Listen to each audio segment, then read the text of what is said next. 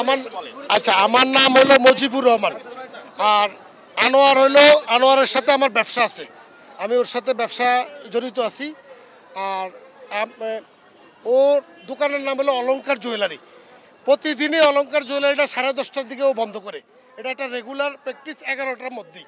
তো অন্য দিনের মতো আজকেও 11টার সময় মানে 10:30টার সময় ক্লোজ করে করে ওর বাসায় একটা বোল্ট আছে, আবার দোকানেও বোল্ট আছে। ও স্বর্ণটা বড় বড় স্বর্ণগুলা ও বাসায় নিয়ে যায়।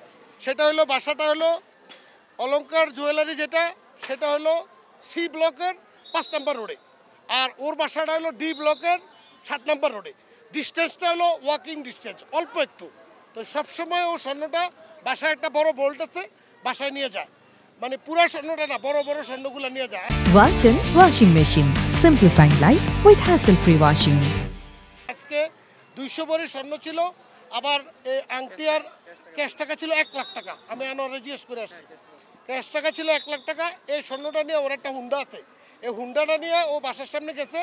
অপর পক্ষের থেকে 7 নম্বর রোডের মাথা থেকে 3টা হুন্ডা ওকে ফলো করছে। কইরা ও বাসাতে ঢুকবে, গেটের সামনেই ওরা এসে ওই হুন্ডাগুলো ব্যারিকেড দিছে, দিয়ে আলো পাতারি কোবানো শুরু করছে এবং গুলি করা শুরু করছে। কইরা ব্যাগটা নিয়ে গেছে, ও মাটিতে লুটে পড়ছে। 4 জায়গায় গুলি লাগছে।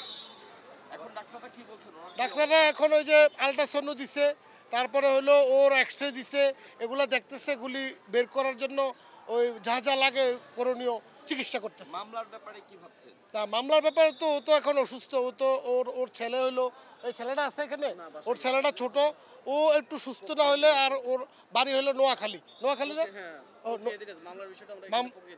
মামলাটা তো হ্যাঁ, কোথায়? বেগমগঞ্জ, নোয়াখালী বেগমগঞ্জ থানায়। তো ওর তো ওর মা বা আত্মীয় স্বজন ওরা থাকে বাড়িতে।